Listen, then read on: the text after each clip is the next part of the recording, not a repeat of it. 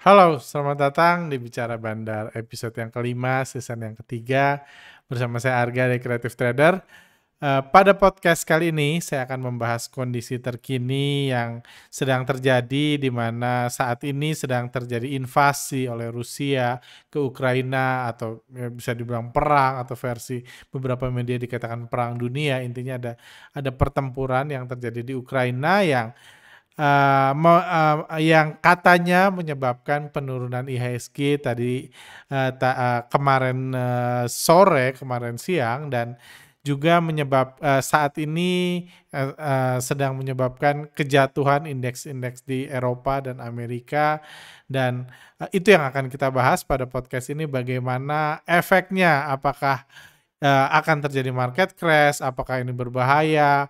Kami sampai kemarin mengatakan bahwa ini, apa yang terjadi di Ukraina tidak ada hubungannya dengan IHSG, tapi kenapa ketika Ukraina, resmi perang dengan Rusia, yang terjadi malah IHSG malah jatuh.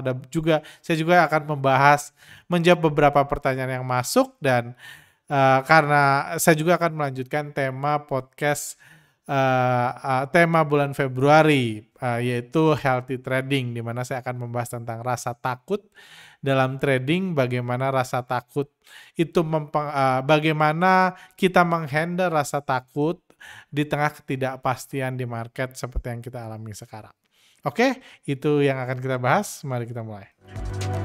Kebebasan bandar dan hukum tertinggi, kita mungkin bisa nggak suka, cuma ya kita nggak punya suara apa-apa karena memang bursa ini sepenuhnya dikendalikan oleh bandar.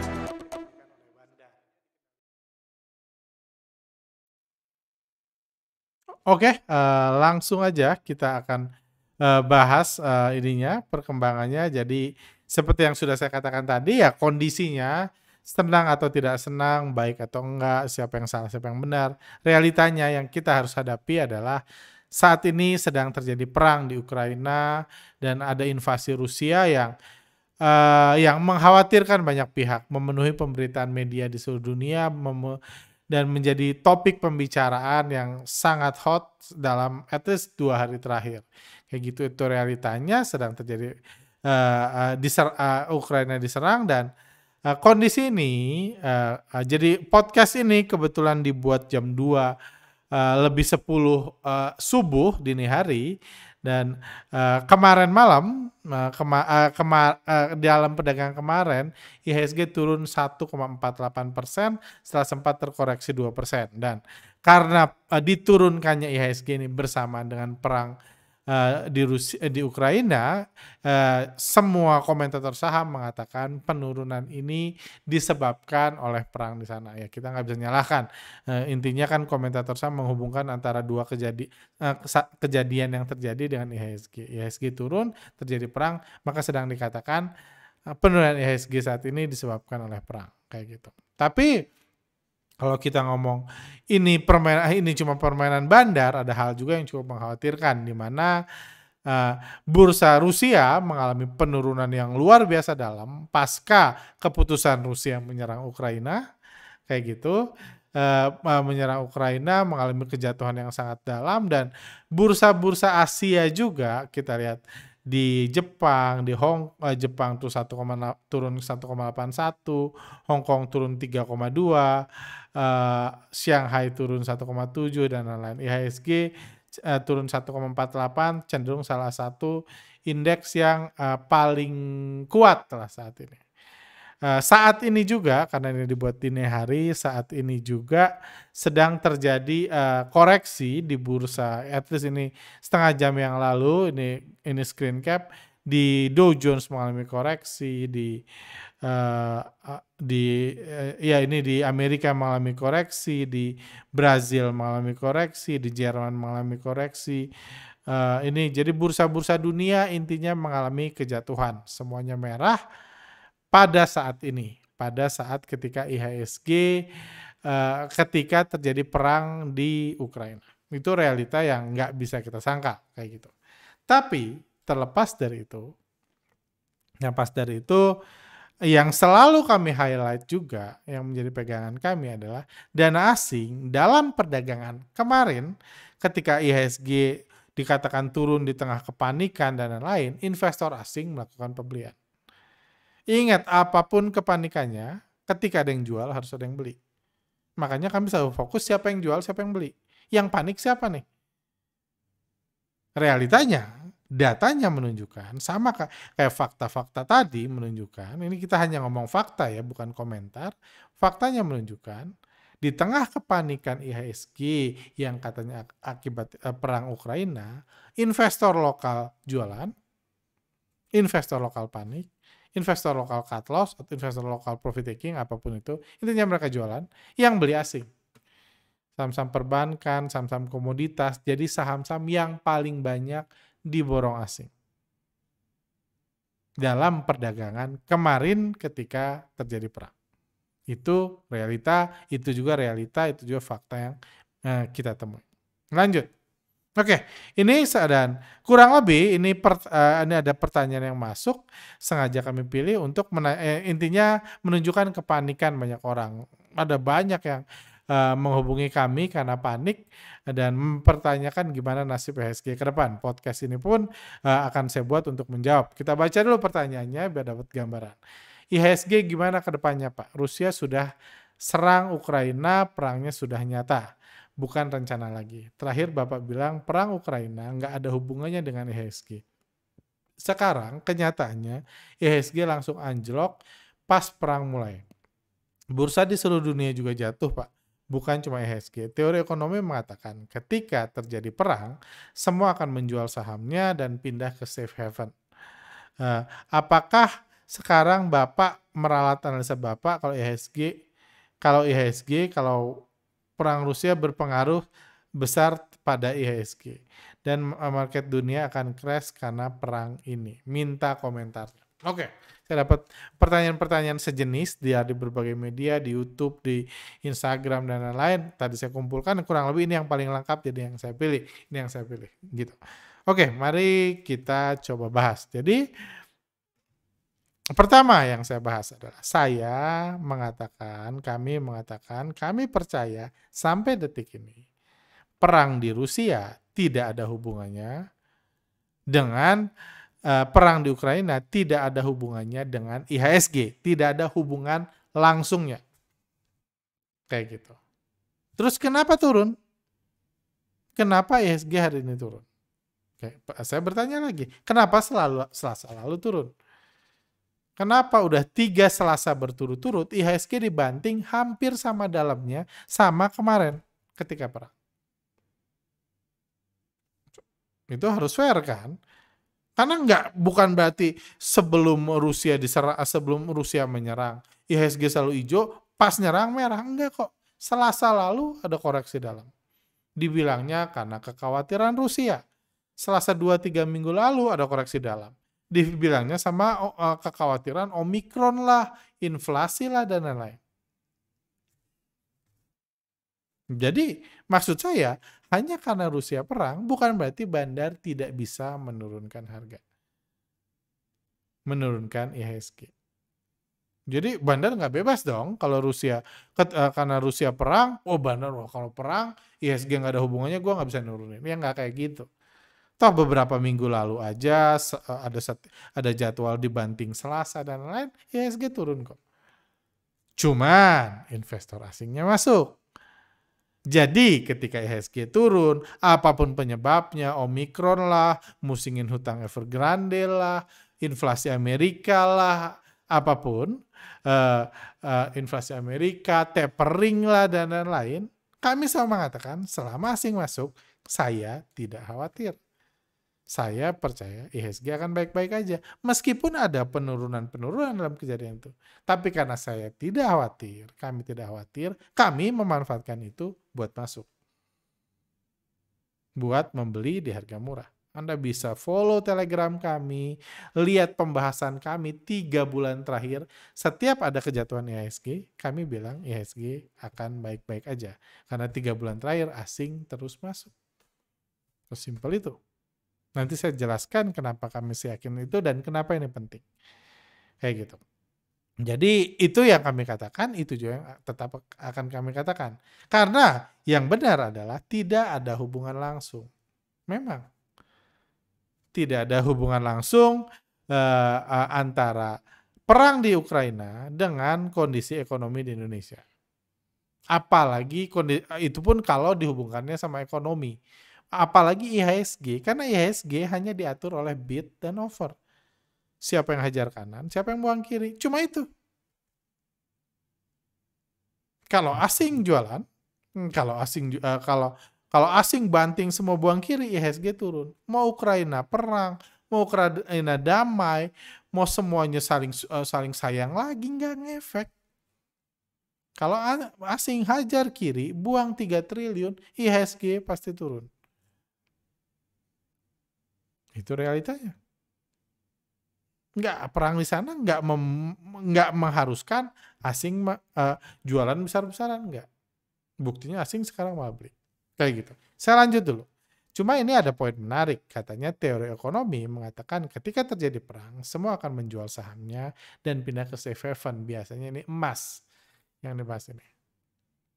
Jadi, saya jelaskan dulu kenapa emas sering dianggap sebagai instrumen yang harganya naik, atau bahkan emas itu sering digoreng di awal-awal kejadian krisis. Di awal-awal pandemi, ketika terjadi krisis, orang katanya disuruh borong emas. Walaupun setelah pandemi setahun, 6 bulan, emas adalah instrumen yang paling nggak menghasilkan keuntungan.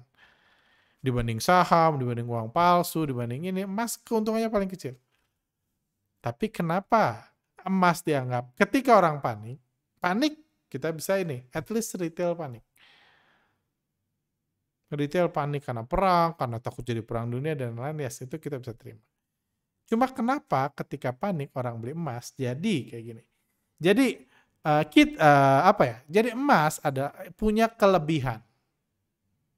Emas itu selalu sama dulu, sekarang, dan ke depan.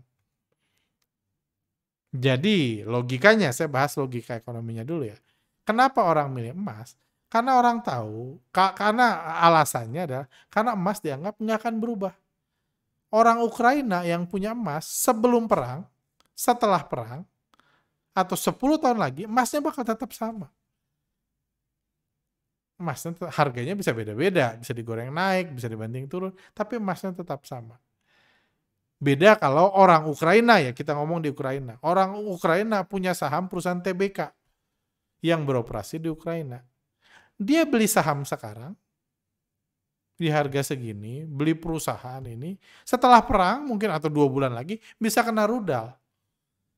Perusahaannya jadi hancur. Perusahaannya jadi hancur, jadi sahamnya itu bisa nggak berharga lagi. Jadi instrumen-instrumen seperti itu. Jadi itu sebabnya orang berasumsi, oh karena ini begitu banyak ketidakpastian, orang milih emas. Daripada saham, orang milih emas. Karena emas kena rudal juga paling bengkok dikit, patah dikit, disambung lagi beres. Beda sama perusahaan. Atau Ukraina diduduki oleh Rusia sehingga semua perusahaan TBK di situ direbut oleh pemerintah Rusia. Itu kan bisa kacau. Jadi kalau Anda ngomong di Ukraina, orang keluar jual perusahaannya untuk beli emas, itu make sense. Di Ukraina. Atau mungkin di Rusia masih ada. Tapi di luar negeri, di Indonesia, emang apa efeknya? Apa efeknya ini? Apa efeknya? Nggak ada kan? Perusahaan yang kita beli, kalau perusahaan busuk sekarang after perang pun masih akan busuk kok. Perusahaan bagus after perang masih akan bagus. Karena kita nggak ikut perang kan. Jadi kalau Anda mau khawatir panik, berarti Anda panik, berarti Anda sedang khawatir perang dunia akan masuk ke Indonesia. Saya mikir pun nggak mau. Perang Rusia-Ukraina nanti suatu hari nanti akan masuk ke Indonesia. Penyebaran perang atau berdampak pada ekonomi global dan lain-lain. Saya nggak mau mikir seperti itu karena ya menurut saya itu nggak baik. Bagi saya sih saya berpikir perang ini segera berakhir karena perang sangat buruk buat kemanusiaan. Simpel itu. Cuma itu alasannya. Jadi kalau alasan ini dibicarakan di Ukraina, make sense. Tapi kalau dibicarakan di Indonesia, Anda bilang orang kabur dari saham, masuk ke safe haven beli emas. Realitanya kemarin asing masuk 800 miliar. Ketika katanya orang kabur dari saham, retail kabur, lokal kabur, asing masuk. Jadi Anda nggak bisa, ya retail kabur, tapi kan yang ngatur IHSG asing, asingnya masuk. Jadi asumsi itu langsung patah dengan segera. Perang sudah dimulai, asing udah masuk. Bahkan keluar beritanya, asing melarikan duitnya ke RI saat perang dunia. Ini buktinya. Saat perang di Rusia, asing mana beli. Kalau gitu. Jadi kalau Anda takut, banyak komentator saham kalau ada kejadian buruk, takut asingnya keluar dari IHSG karena kejadian buruk ini. Ini masuk kok. Kenapa lu takut keluar kalau sekarang masuk? Kalau Anda keluar, Anda harus takut. Mau perang, mau nggak perang, mau damai, mau cinta-cintaan, Anda harus takut kalau asing jualan banyak. Karena yang menjatuhkan IHSG adalah asing. Oke, itu satu. Terus poin lainnya adalah perang itu nggak otomatis menurunkan keinginan orang untuk ngegoreng saham. Saya punya banyak saham saat ini. Ketika saya dengar Ukraina ditembak Rusia, saya tetap pengen cari profit pagi ini. Tadi pagi.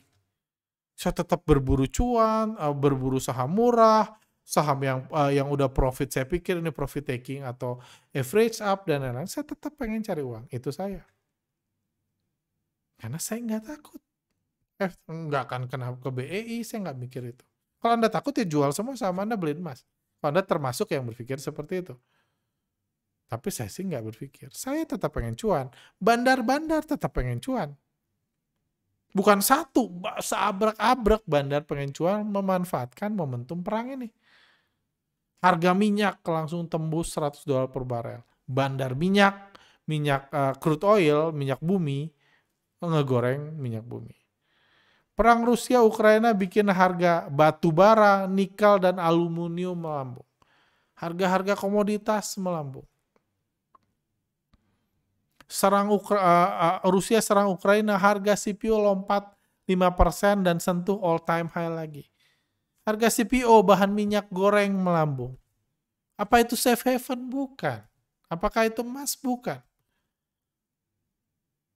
Apakah itu menandakan kepanikan orang seluruh dunia makanya borong CPO? Semua buat apa borong CPO? Emang bisa disimpan 20 tahun? Emang konsumsi minyak goreng jadi akan menaik drastis kalau Rusia menyerang Ukraina terus? Enggak kan? Jadi di situ. Jadi Anda boleh percaya teori, tapi Anda boleh belajar teori, tapi jangan lupakan fakta yang Anda lihat. Itu nasihat saya. Anda boleh mikir kalau ekonomi Indonesia jelek, pemerintahannya goyang atau pandemik di mana-mana, ini di mana-mana, mungkin para pemain besar di bursa kita akan keluar dan membuat IHSG jatuh. Anda boleh berasumsi gitu, tapi kalau Anda lihat pemain besarnya masuk, lupakan semua asumsi itu. Kayak gitu. Dan kalau kita lihat IHSG pun, yes memang ada saham-saham yang turun. Tapi banyak juga saham yang terbang. Saham Adaro terbang, ini kemarin naik 6%, saham Antam naik, saham ITMG naik 12%, saham PTBA, Medco naik 13%, UNTR naik 5%, TINS naik 9%, Elsa naik 12%, dan lain-lain. Apakah ini semua bukti, apakah ini bukti orang takut beli saham? Toh dia borong saham. Jadi even ada teori yang mengatakan itu, kita nggak melihat realitanya. Sampai kita selama kita nggak melihat realitanya, nggak usah takut. Kalau Anda mikir koreksi IHSG. Setiap koreksi adalah kesempatan. Seperti itu. Jadi kalau ditanya, balik ke tadi, apakah saya sehari ini khawatir? Tidak. Tapi apakah IHSG mungkin crash, bursa dunia mungkin crash, akibat perang ini? Jawabannya bisa. Itu saya nggak bilang nggak bisa, jawabannya bisa. Kenapa? Karena bandar bebas mengcrashkan kapan saja. Kalau Anda ngelihat sejarah-sejarah market crash Dow Jones, nggak ada apa-apa pun. Dow Jones pernah kalau nggak salah turun sekitar 30% dalam 1-2 minggu. Nggak ada apa-apa. Waktu itu kalau Anda baca sejarah dibilang waktu itu terjadi ketika ada peralihan dari sistem analog ke digital di Dow Jones-nya. Tiba-tiba crash gila-gilaan. Turunnya 1-2 minggu, baliknya itu butuh 2 atau 3 tahun untuk balik ke level yang sama. Market crash tanpa sebab yang jelas. Waktu COVID, ketika awal-awal COVID, marketnya all time high terus. Tiba-tiba sebulan jatuh, udah itu naik lagi sampai all time high. COVID-nya ada. COVID-nya menyebar, kasusnya tambah banyak, yang meninggal tambah banyak. Tapi malah jadi all time high. Jadi market bisa crash kapan aja. Cuma market crash, itu hanya terjadi ketika pemain besar keluar besar-besaran. Jualan besar-besaran. Kalau di IHSG ketika investor asing ngebanting, ngejual semua saham-saham blue chipnya secara bersamaan, itu yang menyebabkan market crash. Asing bisa lakukan itu besok, bisa. Lusa bisa. Kemarin bisa juga, tapi nggak dilakukan. Yang dilakukan adalah asing masuk. Ya Anda pegang ke realita yang ada kan. Nggak usah pusing ke teori-teori yang ada. Kayak gitu. Jadi itu yang bisa ini. Jadi kalau Anda bilang orang melarikan uangnya dari saham masukin ke emas, salah.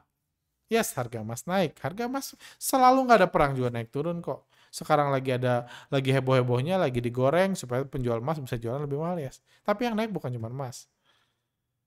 Nggak orang borong batu bara itu nggak menandakan kepanikan karena perang. Sejak kapan orang, mau perang nih, ayo kita borong batu bara. Buat apa? Borong CPO, borong saham, komoditas. Intinya itu orang pengen cari cuan. Memanfaatkan situasi perang. Memanfaatkan sentimen kepanikan di saat perang. Itu artinya itu yang kita hadapi sekarang. Dan itu juga yang akan jadi langkah saya lakukan ke depan. Seperti itu. Oke, sekarang kita masuk ke lanjutan ke tema bicara Bandar Februari 2021 yang kami judul, Anda bisa nonton podcast episode 4 yang kami beri judul adalah Healthy Trading, How to Have Healthy Trading. Saya akan review dulu tentang pentingnya health. Ini saya sadari banget ketika saya kena COVID di awal bulan Februari, dan saya sadar bahwa kesuksesan itu fondasinya knowledge dan hard work.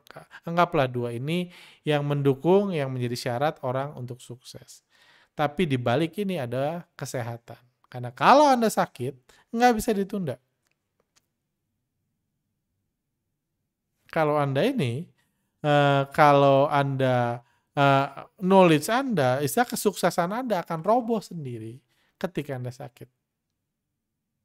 Nggak perlu sepintar apa Anda, sekeras apa Anda bekerja sebelumnya. Kalau Anda sakit, health Anda kacau, keganggu, maka akan roboh sendiri fondasinya. Dan itu pentingnya kesuksesan. Dan pada episode 4 di pembahasan pertama tentang healthy trading, kami salah satu poin yang ini adalah sama seperti kita nggak perlu bingung memikirkan pertumbuhan anak, ya.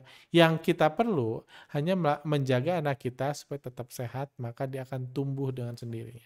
Intinya kalau punya anak, Anda nggak usah bingung gimana menaikkan tinggi anak Anda 3 cm dalam 2 bulan, nggak usah.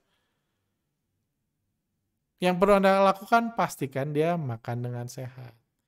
Jaga dengan baik, jangan sampai jatuh, jangan sampai patah tulang, dan lain. Jaga dengan baik, nanti pertumbuhan akan datang sendiri. Itu yang saya percaya juga terjadi di portfolio kita. Di hasil trading kita, itu juga yang terjadi. Kalau kita punya healthy trading style, maka cepat atau lambat, portfolio kita akan bertumbuh dengan sendirinya. Anda miliki gaya trading yang sehat, yang aman, yang sesuai untuk Anda lakukan, fokus Anda itu aja terus. Maka cepat atau lambat portfolio Anda bertumbuh. Dan itu yang dijelaskan juga kalau Anda googling, cari ini di mana-mana, secret rahasia untuk punya healthy life itu what you eat and what you think. Ujungnya semua kesimpulannya apa yang Anda makan, Apa yang Anda masukkan ke tubuh Anda dan apa yang Anda pikirkan. Di episode keempat lalu di bagian pertama di healthy trading saya mengatakan saya mengajarkan cara memilih saham yang sehat dalam trading. Karena what you eat adalah istilah apa yang Anda beli itu mempengaruhi gaya trading, mempengaruhi kesehatan trading Anda.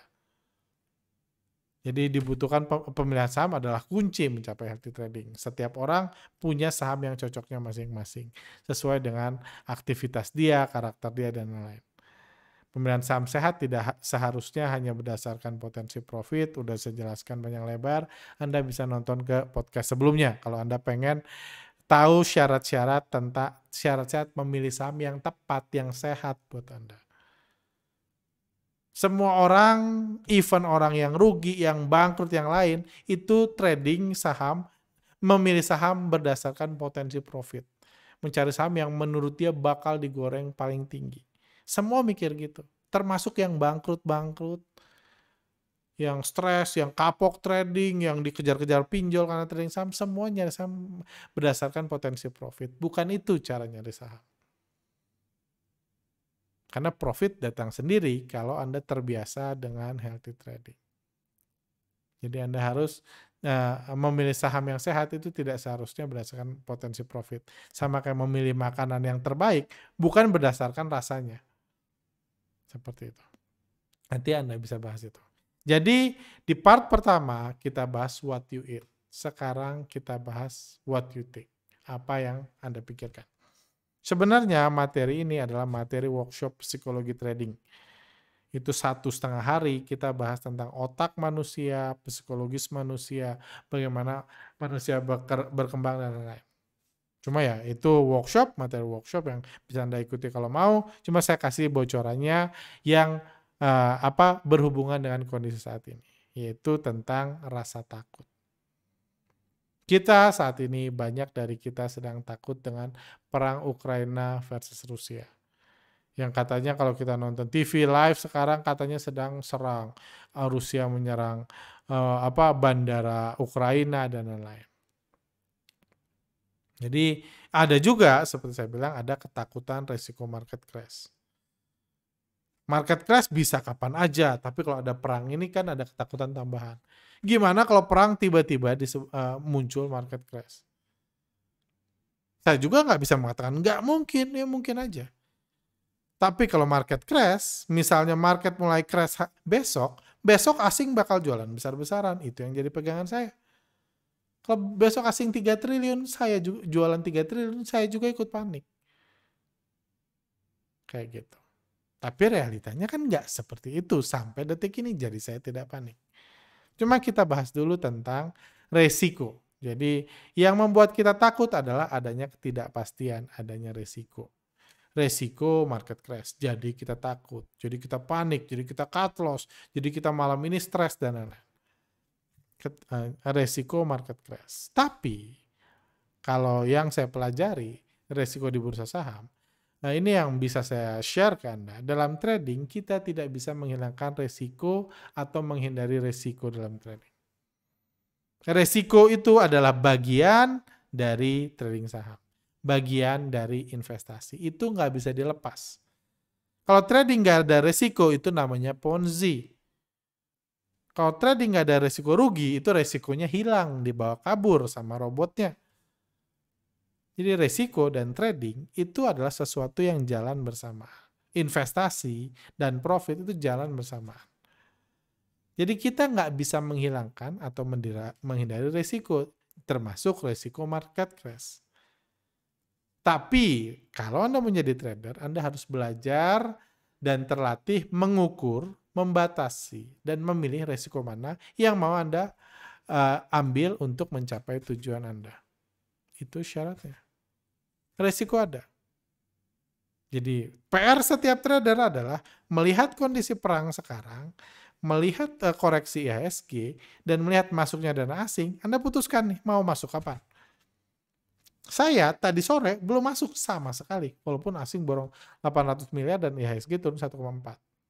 Itu yang saya pilih melihat Rusia sudah menyerang Ukraina baru hari pertama, IHSG yang turun, bursa regional turun, saya nggak beli.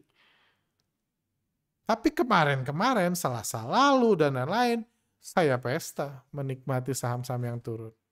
Karena perang belum jadi, bursa regional koreksinya biasa aja, kalaupun koreksi, ini hanya penurunan hari Selasa yang Rabu juga naik lagi.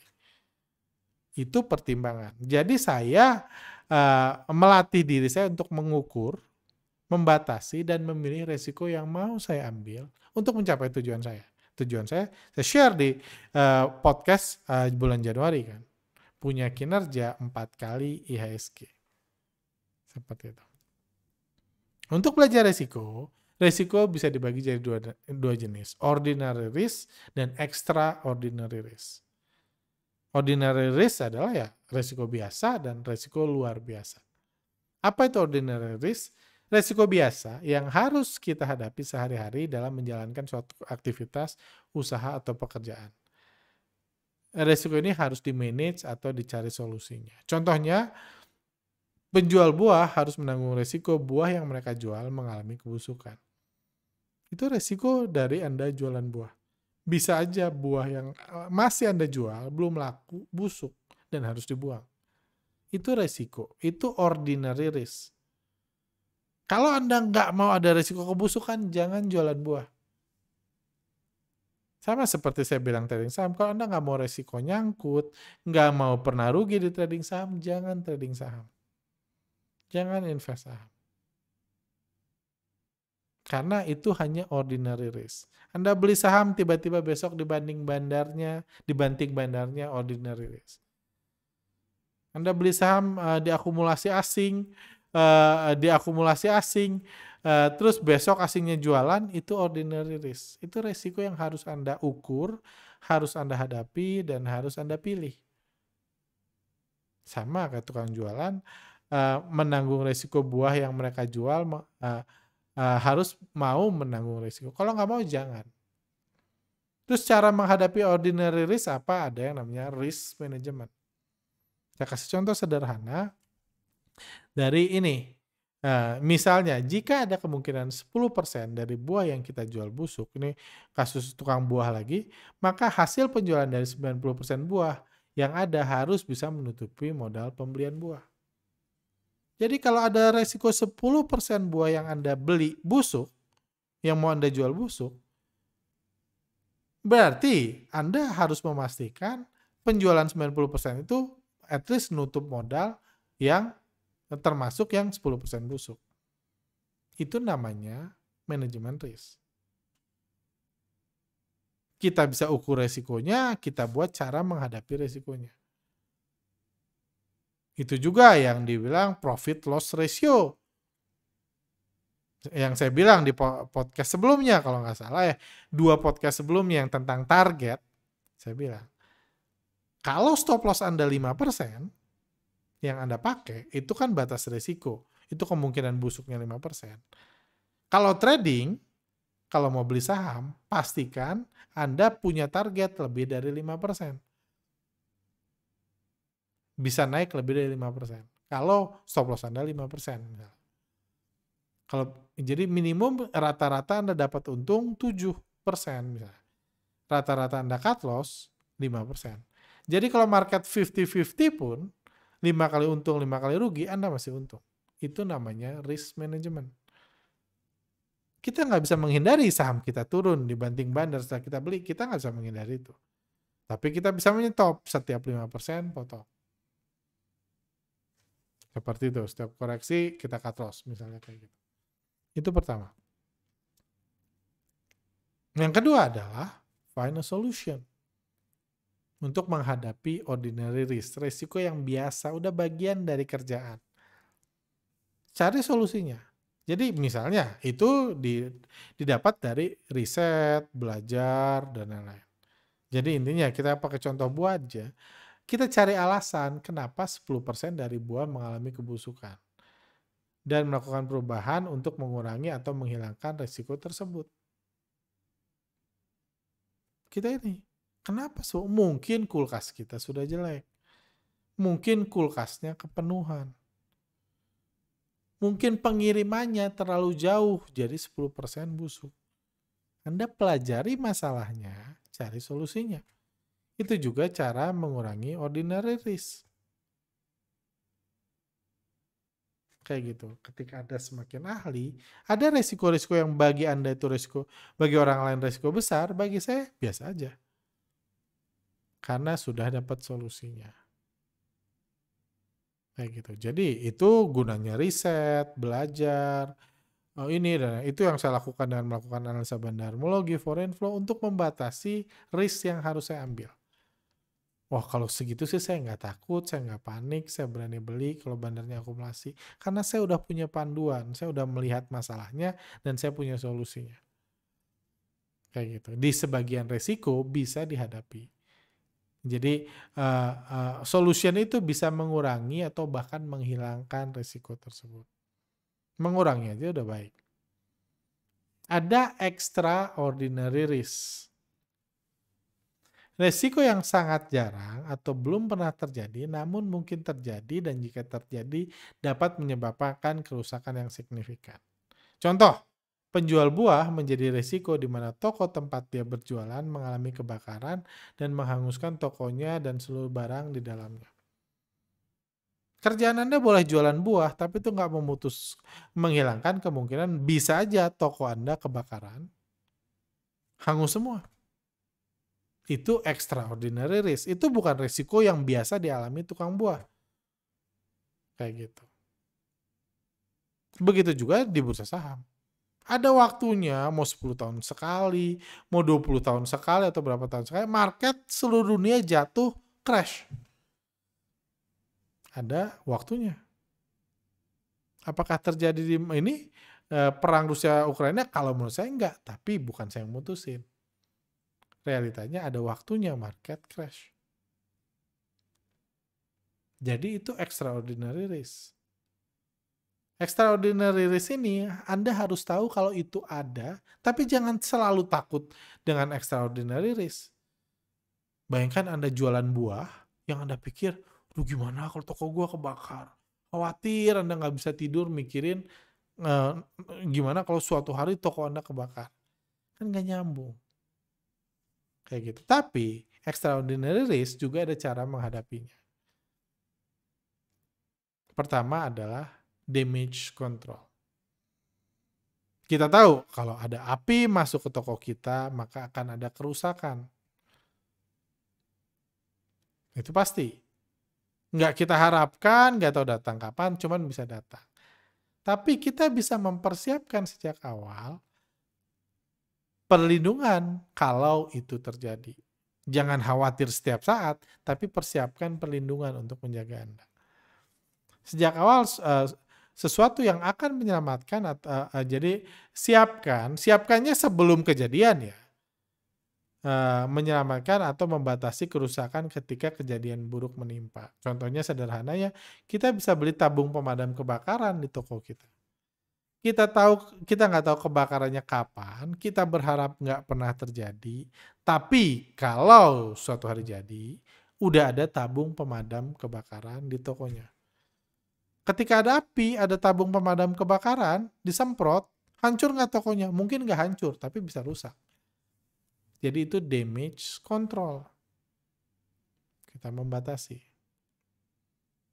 Kalau ini yang saya bilang itu pain tolerance, stop loss. Udah rugi banyak, tapi ada batas di mana kita membatasi cukup damage control. Damage namanya damage berarti ada kerusakan kan, tapi kerusakannya kita coba kita kontrol, coba kita batasi. Itu resiko yang harus kita harus kita akui ada. Jadi Anda juga harus melakukan sesuatu nih. Kalau ternyata ada hal buruk banget, Anda harus persiapan. Seperti itu. Misalnya kalau besok ini hari ini pagi ini tiba-tiba IHSG jatuh dalam lagi, asing jualan 6 triliun, saya pun akan jual saham-saham saya. Saya ikut panik. Saya mengendalikan damage control.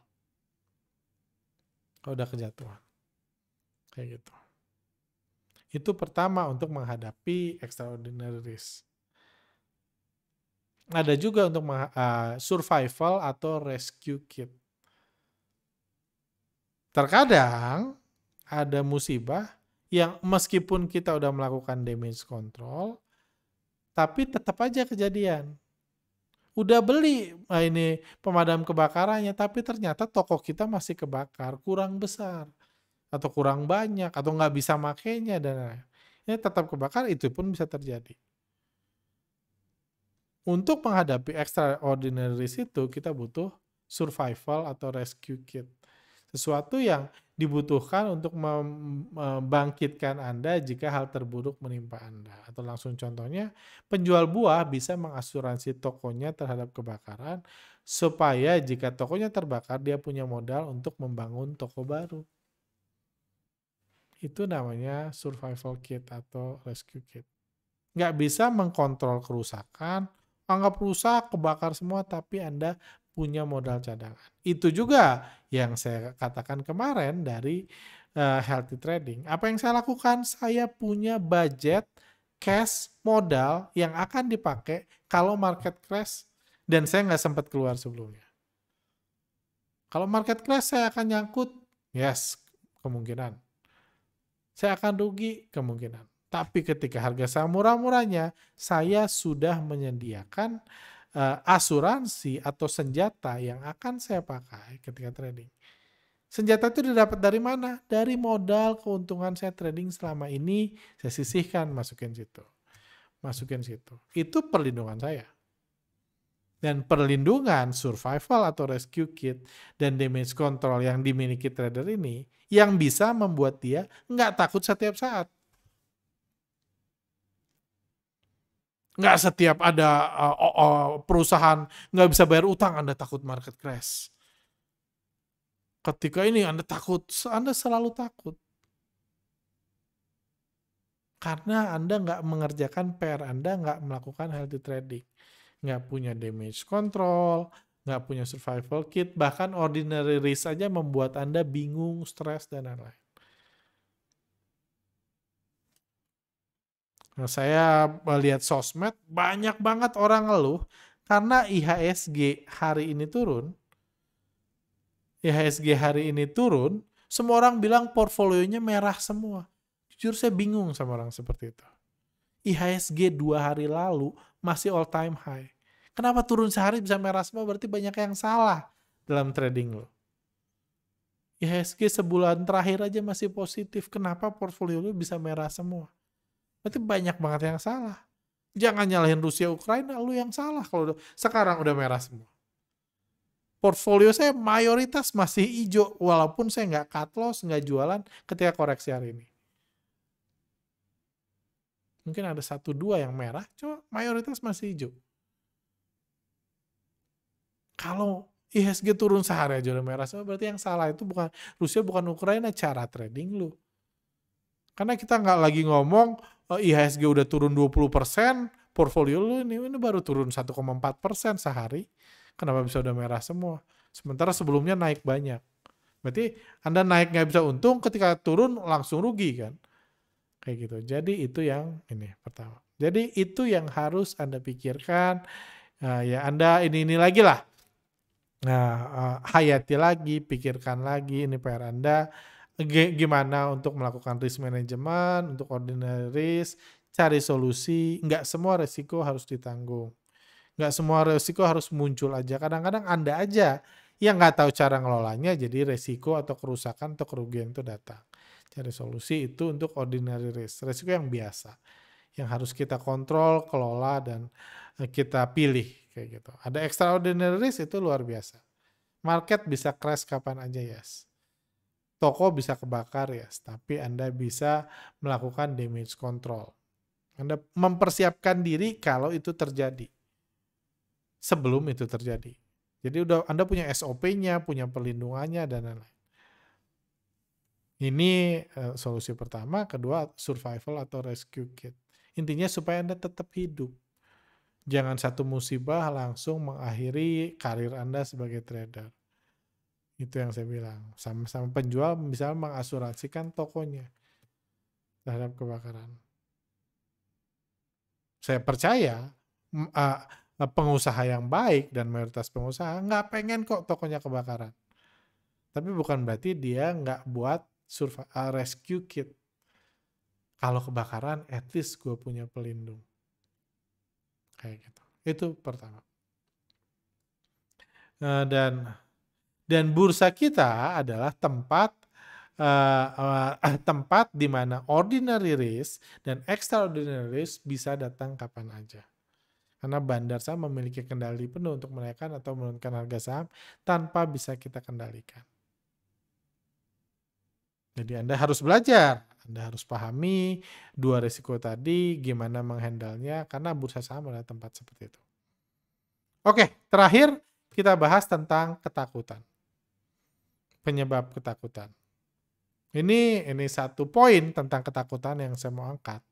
Orang merasa takut karena tidak mengetahui apa yang akan ada di depan. Kalau orang lagi jalan sendiri misalnya, dia kemungkinan merasa takut karena dia nggak tahu apa yang ada di depan dan merasa tidak memiliki kekuatan atau senjata untuk menghadapi hal-hal yang mungkin datang di depan. Kayak gitu. Orang ini jalan malam-malam di tempat sepi, dia merasa takut. Kenapa dia merasa takut? Karena dia takut jangan-jangan di depan ada orang mabok, ada cowok mabok 2, sementara saya perempuan jalan sendiri malam-malam. Kenapa dia takut? Karena dia merasa nggak punya kekuatan atau senjata untuk menghadapi misalnya 2 laki-laki mabok di depan. Itu penyebab ketakutan. Saya cuma satu poin kecil tentang ketakutan yang buat ini. Karena nanti saya mau bahas kenapa. Jadi itu jadi karena dia tidak ini kayak gitu. Tapi ketakutan ini akan hilang otomatis kalau malam-malam dia jalan sama bodyguard 4.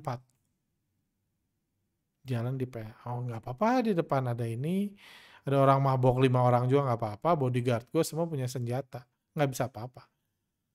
Anda boleh jadi perempuan yang sama, jalan di tempat yang sama, tapi kalau Anda memiliki senjata atau backing yang kita percaya bisa menolong kita menghadapi apapun yang ada di depan kita, kita tidak akan merasa takut. Jadi salah satu rekan saya pernah bilang yang saya kena banget. Yang membuat orang takut atau enggak itu dia punya backing atau enggak. Oh benar juga. Kalau dia percaya punya sesuatu, seseorang yang bisa menolong dia menghadapi apapun yang di depan, kita nggak akan ngerasa takut. Kayak gitu. Jadi kunci merasa ini, jadi senang nggak senang gitu. Salah satu kunci mengalahkan rasa takut adalah punya backing atau senjata. Punya backing dan senjata adalah kunci untuk mengalahkan ketakutan. Backing itu adalah sesuatu atau seseorang yang kita percaya akan bisa melindungi Anda menghadapi bahaya yang mungkin datang ke depannya.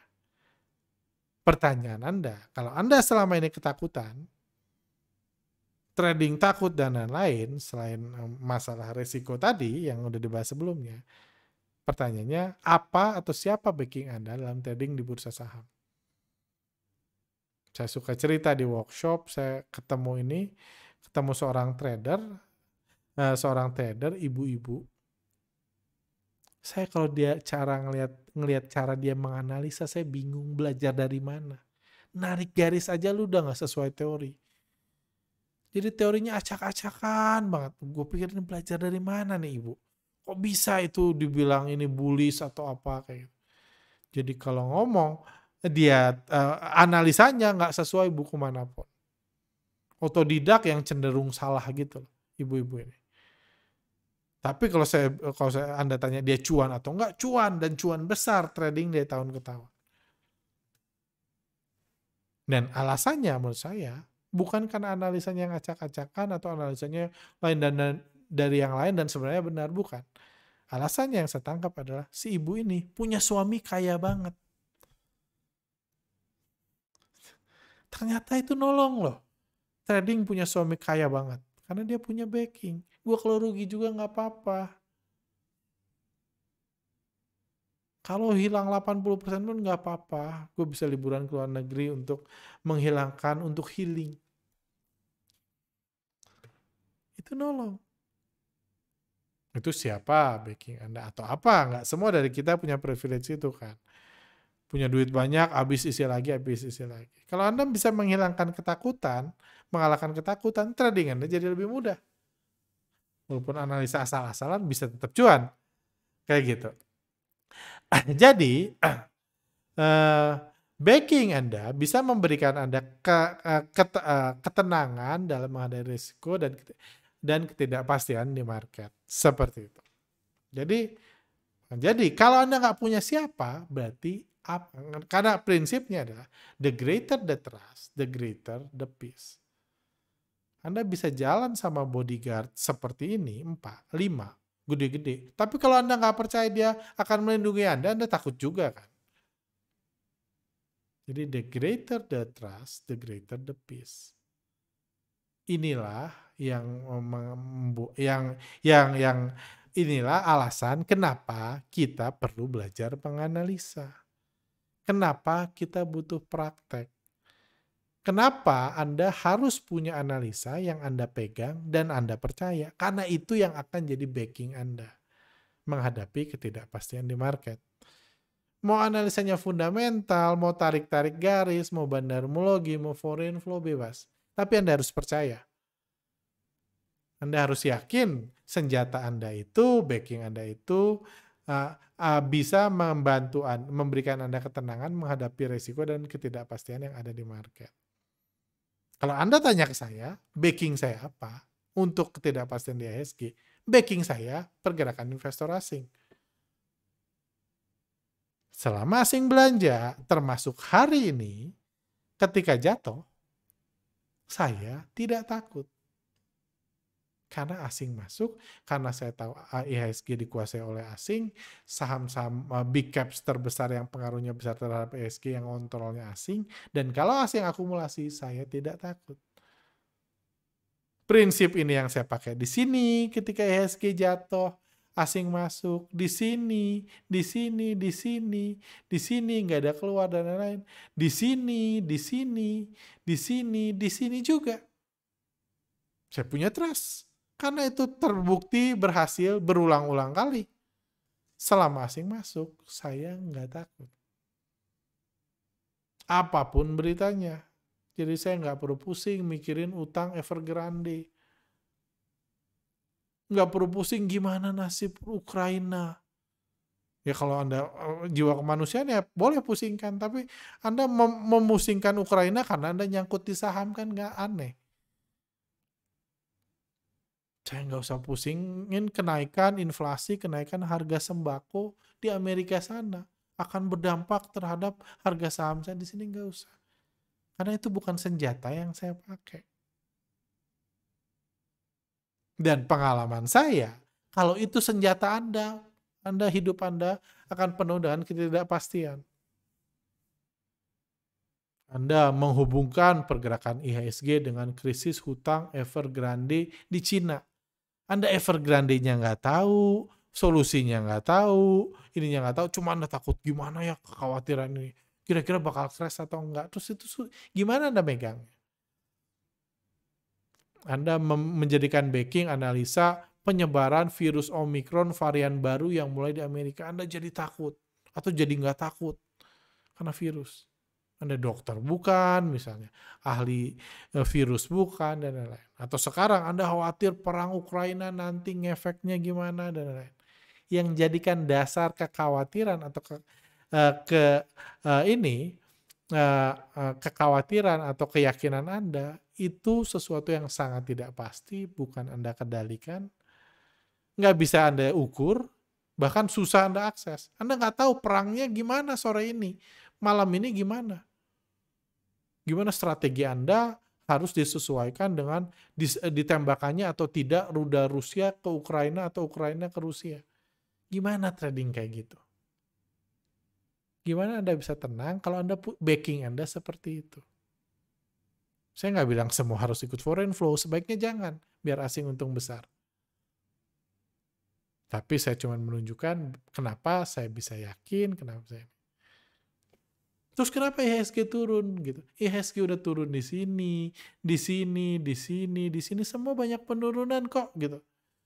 Ini bukan sesuatu yang aneh. Penurunan dari sini ke sini lebih besar dari sini ke sini. Di sini nggak ada perang. Cuma kalau Anda mengikuti asing, Anda akan menikmati terus sampai 2 hari lalu atau kemarin IHSG masih all time high. Dan Anda nggak panik ketika penurunan. Kayak gitu. Seperti itu. Oke, jadi ya kurang lebih itu pandang saya terhadap IHSG. Jadi mudah-mudahan ke depan Anda bisa memanage rasa takut Anda dan ketakutan Anda. Dan Anda punya senjata yang bisa Anda pegang. Punya backing. Kalau punya suami kaya, istri kaya, orang tua kaya, good for you. Jadi Anda nggak perlu takut karena kalau bangkrut pun ada duit lagi buat top up. Itu akan membantu Anda mengurangi rasa takut, ya benar. Tapi kalau Anda nggak punya, pastikan Anda punya analisa yang Anda percaya dan jadi andalan. Mau analisanya apa terserah selama Anda percaya, karena itulah yang akan menjadi backing dan senjata Anda menghadapi ketidakpastian di market. Ingat, the greater the trust, the greater the peace. Saya masih peace-peace aja malam ini. Kayak gitu. Walaupun saya lihat bursa Dow Jones turun dan lain-lain. Karena saya ngelihat orang asing masih beli sampai kemarin. Oke, terakhir saya akan menjawab pertanyaan. Ini udah hampir 1 jam ya, saya nggak nyangka. Saya akan 1-2 pertanyaan aja. Yang ini, menurut CT yang kemungkinan paling besar, ini pertanyaan, kemungkinan besarnya apa nih? Apakah beneran ada perang bandar tapi retail yang jadi korban? Oh, ini tentang video sebelumnya Mr. B dan Mr. V. Apakah sebenarnya Mr. B dan Mr. V sebenarnya temenan dan cuma drama saja untuk jebak retail? Atau sebenarnya Mr. B doang bandarnya, Mr. V hanya diminta bantuan untuk promosiin ini ke follower-followernya? Saya nggak tahu sih, saya nggak nggak bisa mana yang lebih besar, tanya ke mereka lah. Yang pasti saya nggak percaya ada perang bandar. Kalaupun ada perang, yang jadi korban hanya retail. Mereka untung besar-besaran. Kayak gitu itu. Apakah uh, uh, jadi itu realita yang bisa kita lihat. Tapi apakah mereka temenan, kolaborasi di baliknya cuma buat drama jebak retail, atau Mr. B bosnya, Mr. B bandarnya Mr. V jadi yang mengiklankannya, atau sebaliknya Mr. V sebenarnya yang jadi bandarnya karena misalnya broker yang katanya dia pakai jualan jauh lebih besar daripada broker yang katanya dipakai Mr. B. Mr. B justru yang jadi promosinya, itu pun bisa. Semuanya bisa sih. Cuman yang menurut saya bisa Anda ini lagi adalah, menurut saya, ya trader berpengalaman, yang punya pengalaman malang melintang puluhan tahun, seharusnya, idealnya, tidak akan melakukan sesuatu keputusan trading based on emosi, apalagi sentimen pribadi. Kalau emosi digoreng market, dibanting, di ini mungkin dia emosi, kesal, karena rugi atau untung itu masih mungkin terkenal. Tapi ini based on sentimen pribadi, gue nggak dihormati sama si A, sama si B, sama si C, gue hancurin deh sahamnya. Karena emosi pribadi yang sebenarnya nggak ada hubungan, perang di sosmed, jadi itu justru tidak menggambarkan kalau dia trader hebat.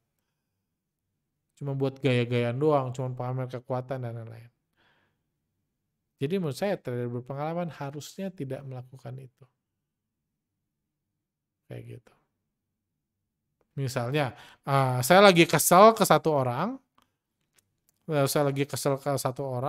terus saya tahu orang yang saya punya itu, yang kesal saya itu, habis beli saham Cepin. Terus apa yang saya lakukan? Saya itu ngumpulin duit saya buat minjem Cepin, short selling, biar teman saya itu rugi. Itu bukan keputusan yang biasa dilakukan trader berpengalaman. Ngapain lu kayak gitu? Dan saya pun tidak percaya trader berpengalaman yang sedang kita bahas bisa melakukan hal seperti itu hanya karena seru-seruan di sosmed. Karena dia udah terlalu hebat, terlalu berpengalaman untuk melakukan sampai hal seperti itu.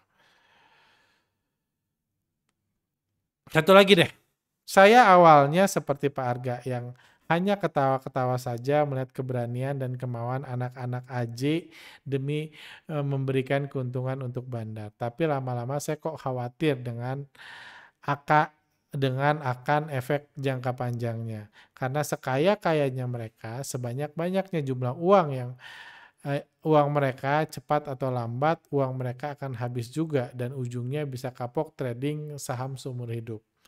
Artinya semakin banyak anak-anak AJ yang dikorbankan untuk menjaga rantai makanan di bursa saham, sebanyak itulah jumlah generasi yang akan kapok dan tak mau memasukkan uangnya ke bursa saham ketika mereka dewasa dan sudah banyak duit nanti. Apakah ini tidak berbahaya untuk prospek IHSG jangka panjang? Kalau para milenials kapok invest di saham, jadi siapa yang akan menjadi tulang punggung IHSG 10-15 tahun ke depan? Semoga Pak Arga bisa tangkap maksudnya. Saya bisa tangkap sih, bahkan bagus sih pertanyaannya. Saya pun berpikir yang sama. Yes, kita sekarang menikmati pengorbanan anak-anak AJ untuk menjaga ekosistem bursa. Mereka yang mengorbankan uangnya, hartanya yang dicari setengah mati, kerja setengah mati untuk disuntikan ke bursa saham untuk memberikan keuntungan ke bandar dan seringkali ngasih keuntungan ke kita juga. Jadi yes, kita sekarang saat menikmati. Tapi faktanya juga mayoritas sekarang bursa kita diisi oleh mereka-mereka. Jadi jumlah mereka lebih banyak daripada investor-investor angkatan lama di total. Jumlah yang banyak itu membuat meskipun uang mereka nggak terlalu banyak karena masih muda, kontribusi mereka banyak untuk menjaga rantai makanan di bursa. Pengorbanan mereka bisa kita nikmati hasilnya, yes. Tapi pengorbanan mereka itu juga yang dikhawatirkan bapak atau ibu ini adalah kalau mereka udah berkorban habis-habisan, udah rugi, udah bangkrut semua, mereka akan kapok loh trading seumur hidup. Terus nanti 10 tahun lagi siapa yang ngisi? Kayak gitu. Siapa yang mau berkorban? Kalau mereka udah kapok nggak trading lagi. Ketika mereka punya banyak duit, mereka udah kapok trading saham nggak dimasukin lagi. Jadi memang ada efeknya kan. Bisa ada efek jangka panjangnya? Iya benar. Cuma ya itu apa ya? Itu skenario yang bisa berubah. Karena bisa aja ya yang jadi ininya adalah angkatan-angkatan generasi Z setelahnya, anak-anak umur 20 tahunan, 25 ke bawah yang 10 tahun lagi mereka juga yang berkorban untuk ekosistem bursa kan bisa. Meskipun senior-seniornya nggak banyak, tapi mereka yang berkorban bisa juga. Bisa udah kapok tapi dia ngelihat trading robot dicolong, binomo ditipu, dan lain-lain kayak gitu. Robot trading di ini, uang palsu diambil gitu, dan lain-lain, ujungnya balik ke saham lagi pun bisa. Jadi menurut saya karena bagaimanapun bagi saya, pendapat saya pribadi, bursa saham tetap salah satu pilihan investasi terbaik buat mayoritas orang. Jadi karena lack of option dia bisa mikir masuk lagi, itu satu. Kedua, tapi terlepas dari itu, saya sendiri memang mulai berpikir untuk sedikit memberikan edukasi yang relevan buat anak-anak AJ ini. Karena kasihan juga kayak gitu, nggak baik juga kayak gitu. Karena itu bisa punya efek negatif juga gitu. Jadi saya nggak tahu lah, mau buat video lah, buat TikTok atau apapun lah. Karena ya memang yang merich mereka adalah mayoritas edukator yang bisa merich mereka memang edukator yang pro rantai makanan sih.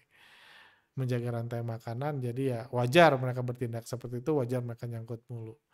Kayak gitu, diajarinya teknikal, fundamental, jadi wajar. Cuma saya sih punya kerinduan untuk merich mereka baik. Ya ngasih edukasi inilah supaya nggak berkorban mulu, kasihan gitu. Karena saya tahu meskipun mereka dengan pantang menyerah, berkorban, mengorbankan uangnya, tujuan awalnya sebenarnya bukan itu. Dia sakit juga sebenarnya, rugi mulu. Jadi ya nggak ada salahnya kita bantu. Kayak gitu. Oke, sampai sini aja podcast kali ini. Harapan saya Anda bisa belajar something, pertanyaan tentang koreksi IHSG, kejatuhan IHSG atau apa, cukup terjawab, dan tentunya Anda bisa memahami risiko dan bisa mengendalikan rasa takut Anda. Karena saya percaya krisis Rusia ini bisa berakhir dalam waktu dekat atau agak panjang, koreksi pun akan berakhir dan IHSG rebound lagi, itu saya percaya. Tapi kalau Anda bisa belajar mengendalikan risiko, memanage risiko, cari solusi, dan juga apa, mengendalikan rasa takut, punya backing, punya senjata yang jadi andalan Anda, itu akan menjadi bekal buat Anda seterusnya. Oke, sampai sini aja. Thank you. Kalau Anda punya pertanyaan silahkan masukkan di kolom komentar. Saya bisa jawab di sesi-sesi episode-episode selanjutnya. Thank you, sehat selalu. Sampai jumpa.